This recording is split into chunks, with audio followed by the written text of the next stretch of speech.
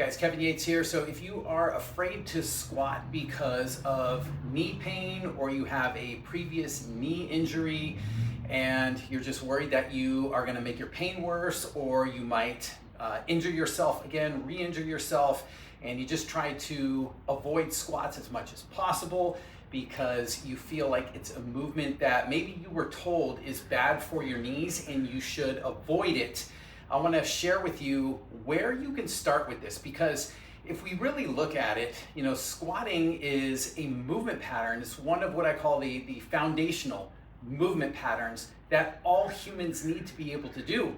Because if you think about it, outside of the gym, there's many times where we need to be able to squat, whether you're sitting down, standing up out of a chair, getting in and out of bed, getting in and out of your car, or sometimes you just have to maybe pick something up. If you have little kids, you gotta get down and pick them up. All of these involve squatting, and you just can't get away from it completely no matter what. And while I would never advocate to force yourself into a movement that causes you pain, or could potentially injure you, at the same time, if you're not teaching your body how to perform these movements safely and effectively, then you're leaving yourself wide open and vulnerable to another pain flare-up or an injury down the road, because while you can avoid these things at certain times, you can't avoid them all the time. And that's a lot of times the straw that breaks the camel's back. You have to do one of these movements, you're not thinking about it, you go down to pick something up, or you have to move suddenly and unexpectedly, and you go through a movement pattern that your body isn't prepared for because you've been avoiding it. That's where the problems happen, and that's where I believe the biggest risk for pain and injuries are. So rather than just trying to avoid things where you never really get any better at doing these movements, I like to teach the body how to perform these movements, but to do it in a way where you can do that, where you can do it pain-free. So when it comes to squatting, again, that's one of the 6 foundational movements that we need to be able to do just to exist in our everyday world. So though a lot of the times what the problem is that when we think about squatting, a lot of times we're imagining that that means that we've got to get under a bar, put a bar on our back and squat up and down, which, yeah, that might make your heart rate rise and beat a little bit faster when you think about that. And it also creates a lot of fear. However, a lot of times the problem is in using the wrong application. Just because you need to squat doesn't mean that you need to squat with a barbell on your back or while holding some heavy weight.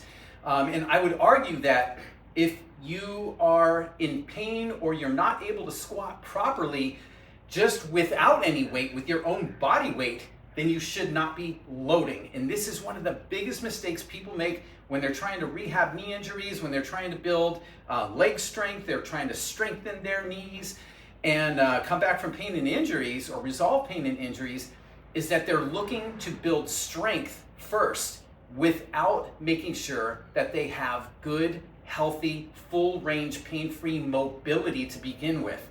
So that's where I would start, is making sure that your mobility is there before you look to load things up. So again, a lot of times we're using the wrong application. Squatting doesn't mean that you have to squat with a bar on your back or holding heavy weight. It's not about that all the time.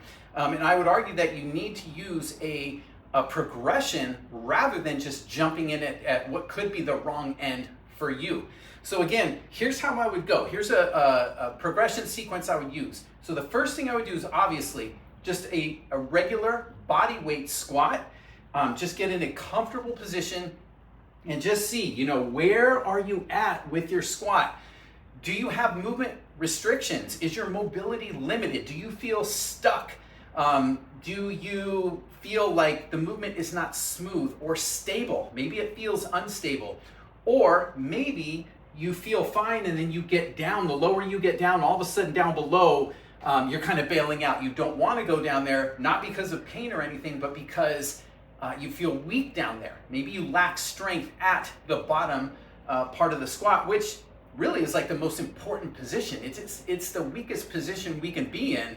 But again, a lot of times when you're sitting in a chair, when you're getting out of your car, when you are picking something up off the floor, you're in that position. So the ability to be able to stabilize and to get your body up is really, really important. But again, you got to be able to get down there as well. If you don't have the mobility to support bending down, if your car keys fall on the ground and you don't have the mobility in your hips and knees and ankles to get down that low, now you got to pick the keys up. You're forcing your body into compensation patterns that can actually trigger things like knee pain when it's not really a problem with a squat so much as the squat itself. It's more like the mobility, right? You lack the mobility to do a squat and to get enough movement in that movement pattern to pick your keys up or something like that. So your body's forced to compensate. You got to bend in certain ways and it can flare things up. It can cause increased stress, wear and tear on joints, tendons, and ligaments as well and make pain worse. So just something to keep in mind. So assess, where is your squat? Where are you at when you just do a body weight squat? If you're stuck somewhere, like if I can only squat, maybe I can only get here. If I go any further down, it bothers my knees, or I feel a twinge in my back, or I just don't feel stable or strong enough, I'm not gonna force myself to get all the way down to parallel or below just because I think I should be able to get down there, or I've read somewhere, maybe I see a video on YouTube somewhere in a workout, or I read something in a Men's Health magazine or something like that, that I should be squatting that low. That might not be where you are at. So squat to where you are able to squat. Number one, with good control, good mobility, and pain-free movement as well. So wherever the pain's at, stay above the pain. If I come down here and I go any further below this and it triggers some kind of pain or a twinge in my knee or something like that, I'm not gonna push myself and force myself to go through it, just grind it out. No way. Pain is a warning signal. It's a red flag that something somewhere in the body is wrong. Something's not happening the way it should be, and that is your body's way of telling you, hey, I'm not comfortable with this, stop here. So stay above the pain zone. Over time, what you're looking to do is to increase your mobility. And that a lot of times comes with time. So there's different ways to do it. I won't go into all those ways here because it's going to make this video way too long. But there's different mobility type exercises you can use. There's different self-myofascial release type techniques that you can use. There is neurotraining techniques that you can use that work directly on specific areas of the brain that can limit mobility and strength and trigger pain. So if that's anything that you're interested in knowing more about, or you'd like to see a video on that, just leave a comment and maybe I'll do that in the future. In the meantime, just find out where you are for the day and work within that range. Now, let's say that you can get through a full body weight squat. You can get, down to parallel or maybe below, and you feel fine with just your body weight. So maybe the problem is more with your strength, not your mobility. Maybe you do have good mobility. Now we can look at strengthening the movement. And so when you put some kind of load on your body, maybe there's a problem there. Again, how are you loading the movement if this is the case? A lot of times, again, if we're loading just with a bar on our back or picking up a heavy weight and trying to squat with that, that could cause problems. If your body's not prepared to handle loads like that or that kind of a position, a bar on your back, this is kind of the highest level of progression for a squat to do. So if you aren't somebody who is used to training squats, if you're not doing squats regularly in the gym, or maybe you are doing them, but you have issues with them. Again, this could be mobility issues, it could be stability issues, it could be just different things that are going on that are causing it. However, just for the sake of brevity and in this video, let's start with something a little more, not basic, but just a little bit more along the lines of something that we can assess better without going into the highest level. So the next level would be to get a box.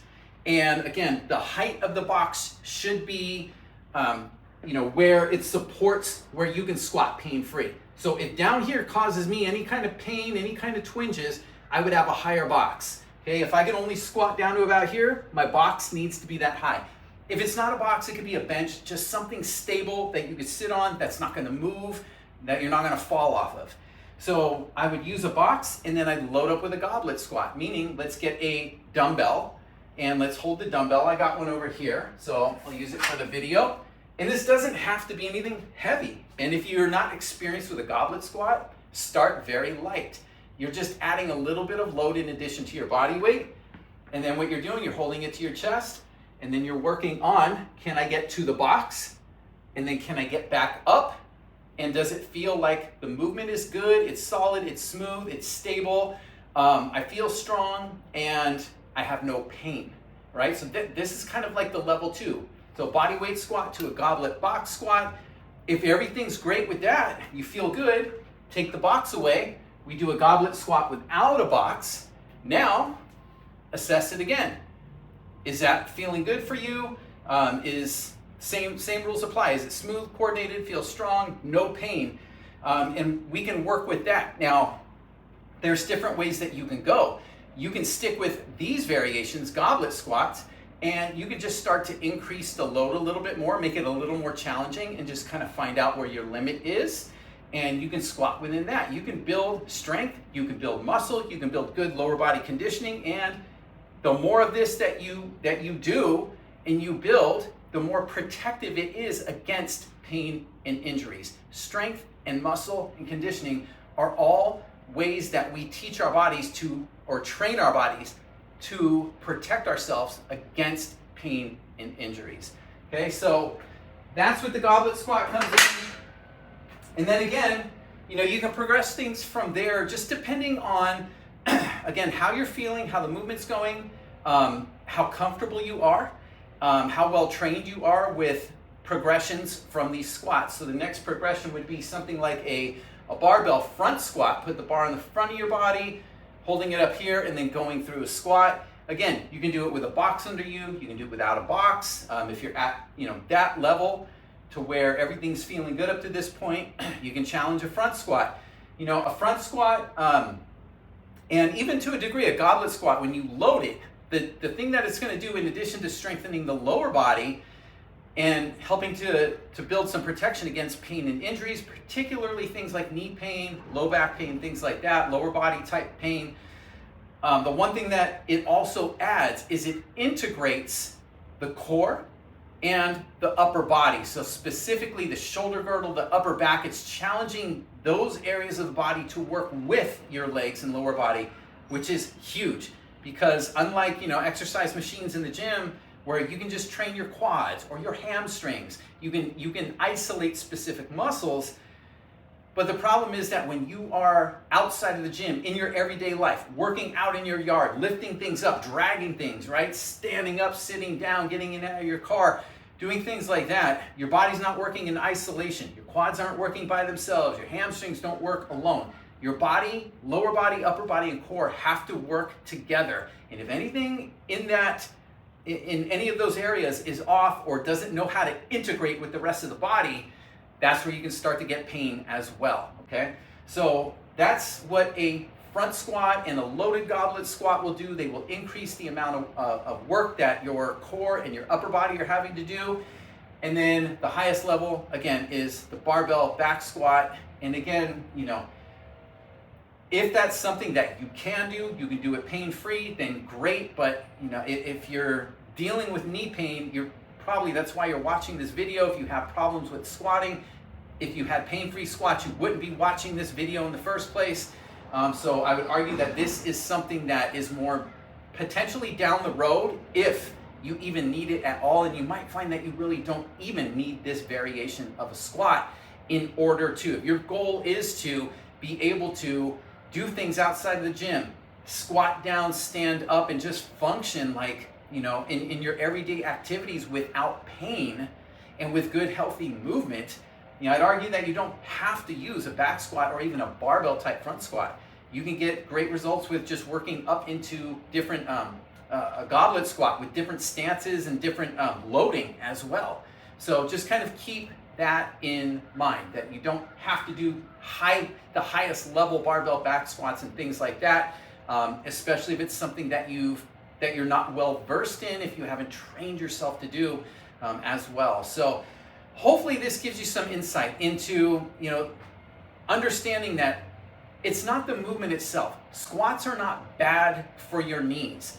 Squats get a bad rap, especially with people dealing with knee pain, knee injuries, And it's not the movement that's the problem. Again, a lot of time it's the application we're using. Are you using the right variation for what your body needs, for where your mobility is, what your movement system will support, where your strength is, where your training level is, and considering your injury history and things like that. Is your mobility sound? Before you load, you want to make sure that you're understanding how well do you move and how far can you move within a squat before you just go and load it up. So again, we've got to be applying things properly, and we've got to be working in the right sequence. And if you do those things the right way, and I haven't even talked about the proper way to brace and stabilize your body when you squat, that adds an extra layer of protection and stability and improve strength so that you can squat and move pain-free. Like, that's a whole nother thing as well. So again, my point is that squats are not bad for your knees. It's a movement that gets a bad rap, just like bench pressing being bad for shoulders and things like that. Movements are not bad for us. It's how we apply them, the way that we do them. That's where the problems happen. So hopefully this helps, and it gives you some insight into why you might be getting some knee issues if you're doing squats, but also that if you're afraid to squat, you need not be afraid of squatting. You just need to find out what is the proper variation that you need that's going to help you rebuild your movement, help build your knees and make them more resilient and more stronger and more resistant to pain and injuries. So hopefully this helps. In the meantime, if you have any comments or want to see any future videos like this on different areas of the body or different exercises, or anything I mentioned before, if it stands out, just feel free to leave a comment below. And take care, and talk to you in the next video.